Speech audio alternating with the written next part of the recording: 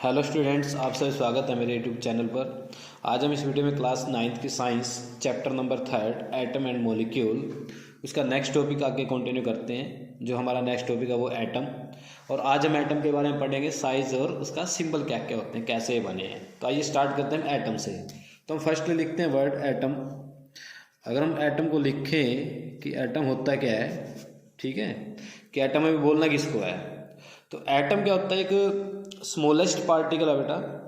क्या है? एक स्मॉलेस्ट पार्टिकल है किसी भी एलिमेंट का, जिसको हम बार बार रिपीट करके, जिसको हम क्या करते हैं, बार बार रिपीट करके कोई भी एलिमेंट बना सकते हैं। या आप बोल सकते हो कि स्मॉलेस्ट पार्टिकल है जो क्या करता है, केमिकल रिएक्शन में पार्ट लेता है। अगर आप कोई केमिकल रिएक्शन करवा रहे हो तो उसमें पार्टिसिपेट कौन करता है, किसी एलिमेंट का एटम करते हैं। तो एटम क्या करते हैं, बार बार रिपीट होकर एक हमारा क्या कर लेते हैं, पार्टिकल का जो एलिमेंट है तैयार कर देते हैं। या फिर इसकी डेफिनेशन लिख सकते हो आप, an atom is the smallest particle of an element that can take part in a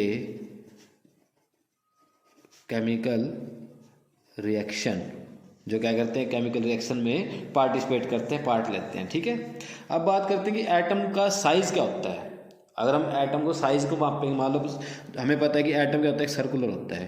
कैसा होता है? सर्कुलर होता है। और इसके सेंटर में क्या होता है, ठीक है, आपको इसके सेंटर में होता है न्यूक्लियस। ठीक है, तो इसके सेंटर से जो इसकी रेडियस मापते हैं हम, तो इस रेडियस को हम क्या बोलते हैं, एटॉमिक साइज को डिनोट करते हैं। तो एटॉमिक साइज को किससे डिनोट करते हैं, एटॉमिक रेडियस से। तो अगर आपसे पूछे ना एटॉमिक का साइज कितना है, तो आप एटॉमिक रेडियस बताएंगे उसकी कितनी है। तो एटॉमिक जो रेडियस होती है, एटॉमिक रेडियस वो किस ऑर्डर की होती है, वो होती है बेटा 1 नैनोमीटर की। किस ऑर्डर की होती है वो? 1 नैनोमीटर के ऑर्डर की होती है। ठीक है बेटा, एटॉमिक रेडियस। अगर हम बात करें कि 1 नैनोमीटर क्या होता है, किसको बोलते हैं 1 नैनोमीटर, तो आपको पता होगा 10⁻⁻⁹ मीटर को 1 नैनोमीटर बोला जाता है। अब 10⁻⁹ का मीनिंग क्या होता है कि 1/10⁹ है। इसका मीनिंग क्या, 1 को किससे डिवाइड करना है, 1 के बाद 9 जीरो से, तो एक बहुत छोटी यूनिट आएगी। तो आप एटम को नेग्लिजिबल, जो अपनी नेक्ट आई है, वो हम अपनी नेक्ट आई से एटम को नहीं देख सकते हैं। ठीक है, तो ये क्या होगा, एटॉमिक का साइज हो गया। ये क्या, एटम का साइज होता है, नियरली जो जर्नल साइज है हम इसको बोलते हैं। तो अब एटम को अगर आप देखते हैं तो माइक्रोस्कोप की जरूरत पड़ती है बेटा। बहुत सारे माइक्रोस्कोप आते हैं, एटम को देखने के लिए यूज़ किए जाते हैं। वो आगे आपके पास हायर स्टडी के अंदर उनका यूज़ कर सकते हैं, आप देख सकते हैं वहाँ पर। ठीक है, तो अब बात करते हैं सिंबल की। अब सिंबल के ऊपर बात ऐसी थी कि सिंबल हम कैसे बनाए। अब मान लो हाइड्रोजन, मैं लिख देता हूँ यहाँ पर हाइड्रोजन, कि हाइड्रोजन का जो सिंबल है वो कैसे बना। ये दोनों जी डाले जा सकते हैं, जेड और जी दोनों डाल सकते हैं यहाँ पर। तो हाइड्रोजन का जो सिंबल है वो कैसे बना। अब स्टार्टिंग में जो सिंबल बने, जो डाल्टन ने दिए थे, तो डाल्टन ने हाइड्रोजन का सिंबल दिया था, सर्कल बनाया ऐसे, और उस सर्कल के बीच में डॉट बनाई। इन्होंने क्या किया, ये हाइड्रोजन को सिंबल दे दिया कि हाइड्रोजन को आपको ऐसे लिखना है। ठीक है, उसके बाद अब कार्बन का सिंबल जो बनाया गया, अब कार्बन का जो सिंबल बनाया गया, आपकी जो होते हैं ना, वो हम एमसीक्यू डार्क करते हैं, ऐसे अगर आपने डार्क कर दिया तो क्या बन गया, कार्बन का सिंबल बन गया। उसके बाद आपने ऑक्सीजन का सिंबल बनाया। ऑक्सीजन का जो सिंबल है वो क्या होता है, खाली ऐसे सर्कल, ऑक्सीजन का सिंबल बन गया। आयरन का यूज़ किया गया, ऐसे सर्कल बनाया, उसके अंदर आई लिखा गया। ठीक है बच्चों, कॉपर का जो सिंबल बनाया गया था, एक सर्कल बनाया, उसके अंदर सी लिख दिया। अब ये सिंबल तक तो बात ठीक थी। अब आपको क्या करना है, इनको केमिकल रिएक्शन बनानी थी, केमिकल रिएक्शन में इनका यूज़ करना है। तो हम ऐसे सिंबल कैसे लिखेंगे भाई, ये बार बार रिपीट करने में हमें बड़ा अजीब लगेगा। आप कोई लिख के देख लीजिए, मान लो H2O लिख लो, H2O, तो आपका H2 ऐसे बनाना पड़ता। देखो आप एक ऐसे लिखते, ये हाइड्रोजन, उसके बाद 2 लिखा जाता, उसके बाद एक ऐसे बनाया जाता। ठीक है, तो अब ये समझ लो ये H2 है। ठीक है, ये क्या है, H2O है ये, यानी कि वाटर का फॉर्मूला बनता है ऐसे। तो ये अच्छे नहीं लगते बेटा। ठीक है, ऐसे हम लिख नहीं सकते थे, बहुत बड़े बड़े फॉर्मूले हैं, उनको लिखा जाता तो कैसे पॉसिबल था ये। अब हमें इसको क्या करना है, इसको मॉडर्न सिंबल जो आए हैं, मॉडर्न सिंबल जो बनाए गए हैं, मॉडर्न सिंबल जो बनाने का जो है ना मोटिव जो किनको जाता है, वो जाता है जॉन्स जैकोब को। जॉन्स जैकोब के नाम से एक साइंटिस्ट थे, उन्होंने मॉडर्न जो सिंबल है उनको इंट्रोड्यूस करवाया। तो मॉडर्न सिंबल क्या होते हैं, आप इनका यूज़ कर सकते हैं, लिख सकते हैं इनको बच्चों, ठीक है। जैसे हाइड्रोजन, हाइड्रोजन को सिंबल दिया गया कैपिटल एच, ठीक है, हाइड्रोजन को सिंबल दिया गया कैपिटल एच। कार्बन, कार्बन को सिंबल दिया गया कैपिटल सी। हीलियम, हीलियम को सिंबल दिया गया बच्चों एच ई। देखो जो रिपीट हो चुका ना, इसको एच नहीं दे सकते हम। वैसे तो मेनली क्या था कि आपके जो एलिमेंट थे उनका फर्स्ट लेटर ही सिंबल बना दिया गया था, पर हम बार बार ऐसे, जैसे हाइड्रोजन में एच यूज़ हो गया तो हीलियम में एच नहीं यूज़ कर सकते, इसलिए एच ई। तो कईयों का फर्स्ट और सेकंड लेटर दिया गया, कईयों का फर्स्ट और थर्ड लेटर उठाया गया, अलग अलग सिंबल बनाए गए थे, पर वो ये कन्वेंशनल है, बार बार हम इनको पढ़ेंगे नहीं, इनको याद कर लेंगे और यही यूज़ होते हैं, पूरी लाइफ आपकी यही रहेंगे जब भी आप केमिस्ट्री पढ़ेंगे, ठीक है। तो इनको बार बार रिपीट चेंज करने की जरूरत नहीं पड़ती बेटा कहीं पर भी। आप कैल्शियम है, कैल्शियम का जो सिंबल है वो सी ए होता है।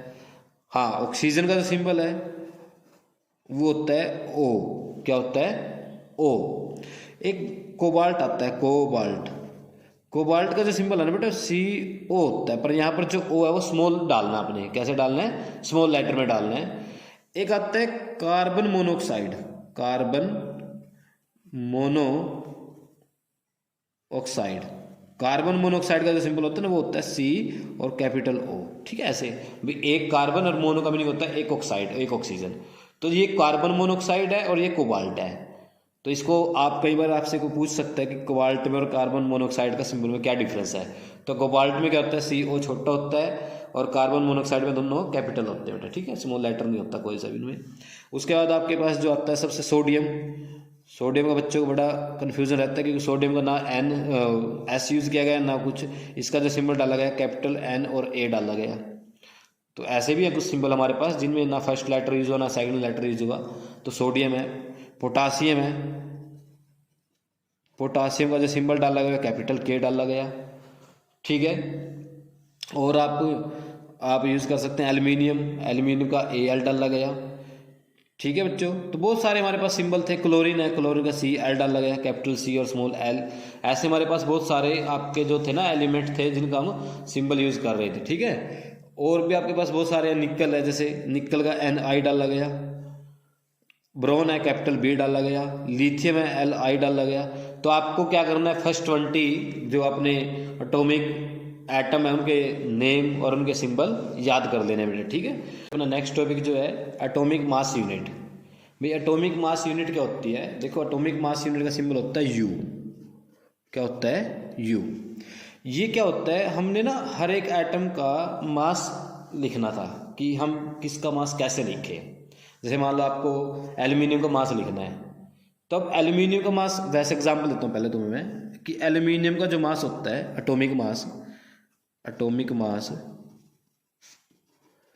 वो लिखा गया 23U, ठीक है।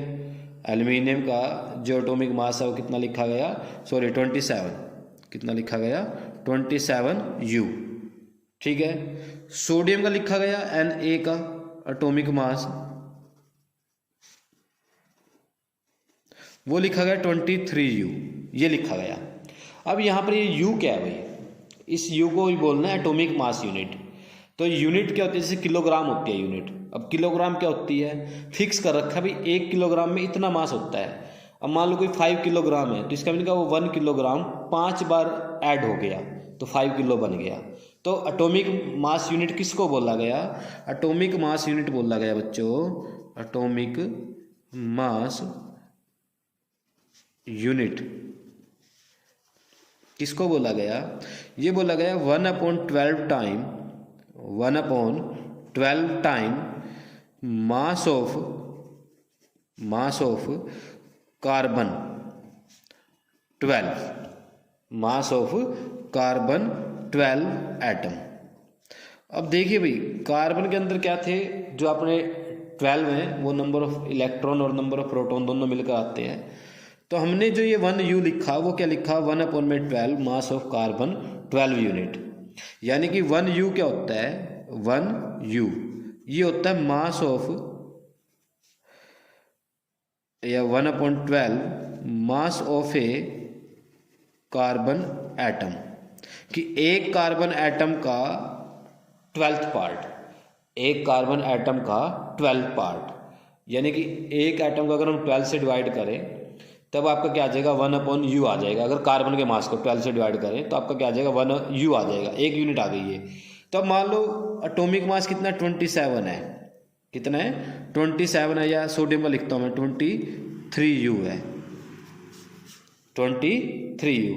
तो इसका मीनिंग क्या है, सोडियम का जो मास है ना वो कार्बन के एक एटम के मास से 23 टाइम्स ज़्यादा है। कितना ज़्यादा है, 23 टाइम्स। अब कार्बन का मास कितना होता है, अगर कार्बन का ही मास निकालना आपको, कार्बन का मास होता है 12u। कितना होता है, 12u। यानी कि कार्बन का जो एक एटम का मास था उसका 12 टाइम करता हूँ तो उसको अगर हम 12 से मल्टीप्लाई कर देते हैं तो 12u किसका मास आता है, कार्बन का टोटल मास आ गया ना। किसका आ गया, ये कार्बन का टोटल मास आ गया। ठीक है, तो आपका अगर कहीं पर लिखते हो एल्यूमिनियम का लिखते हो तो ऐसे लिख दिया आपने 27u। तो इस u का मीनिंग क्या है, इस u का मीनिंग क्या है भाई, कार्बन का जो मास था उसको 12 टाइम करके डिवाइड से 1/12 करके जो मास है उससे 27 टाइम्स, उससे 27 टाइम्स क्या आ रहा हमारा, एल्यूमिनियम आ रहा है। तो हमने एक यूनिट बना दी। ये यूनिट किसको बनाया कि एक कार्बन का जो मास है ना एटम का उसको 12 से डिवाइड करो, एक नंबर आ जाएगा। उस नंबर को हम क्या बोल रहे हैं, यू बोल रहे हैं। उस नंबर को हम क्या बोल रहे हैं, यू बोल रहे हैं। और वो नंबर अगर आपको निकालना हो क्या होता है एग्जैक्ट में, जो अगर आपको नंबर निकालना हो तो देखिए भाई, मास ऑफ कार्बन होता है, मास ऑफ कार्बन। अब मास ऑफ कार्बन कितना होता है अगर आपको लिखना एग्जैक्ट, 1.9926 इंटू 10⁻⁻23 ग्राम। कितना है, 1.9926 इंटू 10⁻⁻23 ग्राम। अब हमने क्या किया, हमें बनाना है 1/1u। अब 1u क्या था, इसको 12 से डिवाइड करो, तो 12 से डिवाइड किया 26 इंटू 10⁻⁻23 को, और ये डिवाइड करके आ गया आपके पास 1u की वैल्यू आई 1.6605 10⁻⁻24 ग्राम, ये आ गई। तो इसका मीनिंग है 1.6605 10⁻⁻24 ग्राम, ये एक यू आया। अब मान लो एल्यूमिनियम कितना है, एल्यूमिनियम का जो मास है वो कितना है 27u था, तो ये कितना मास आएगा एग्जैक्ट अगर आपको निकालना वो आएगा 1.6605 10⁻⁻24 ग्राम। ये मास आ जाएगा किसका, एल्यूमिनियम का, ग्राम में। किस में आएगा, ये ग्राम में आएगा। पर हम इसको ग्राम में कभी भी नहीं लिखते बेटा। अब मान लो आपको कोई पूछेगा ना कि आप बताइए सोडियम का मास, तो आप सोडियम का मास पता कितना लिखोगे, आप सोडियम का मास लिखोगे 23। कितना लिखोगे, 23। ये मास नंबर होता है, इसके पीछे क्या यूनिट है, यू लिखी हुई है। यू कभी लिखते नहीं हम। तो ये अंडरस्टूड होता है किस में मापा गया है, एटॉमिक मास यूनिट में मापा गया। और एटॉमिक मास यूनिट की वैल्यू कितनी होती है, 1.1 की। अब मान लो 27, अगर 27 से इसको मल्टीप्लाई कर देंगे तो ये क्या आ जाएगा, एटॉमिक मास नंबर आ जाएगा आपका। ठीक है, हर एक का। तो ये आपका एटॉमिक मास यूनिट होती है। कैसे आप इसको लिख सकते हैं किसी के नंबर के पीछे, अगर ग्राम में कन्वर्ट करना तो इससे मल्टीप्लाई कर दीजिए, अदरवाइज ऐसे लिखिए। अब हाइड्रोजन है, तो हाइड्रोजन का मीनिंग क्या होता है, हाइड्रोजन का जो मास है वो 1u है। कितना है, 1u है। तो इसका मीनिंग क्या, कार्बन के अगर हम मास को 112 डिवाइड करते हैं तो किसका मास आ जाता है, हाइड्रोजन का मास आ जाता है। तो हाइड्रोजन का मास कितना बच्चों, ये हाइड्रोजन का मास हो गया। यही तो किया हमने, 1u कितना, यही तो है। और हाइड्रोजन का मास कितना, 1u है। तो इसका मतलब हाइड्रोजन का मास है।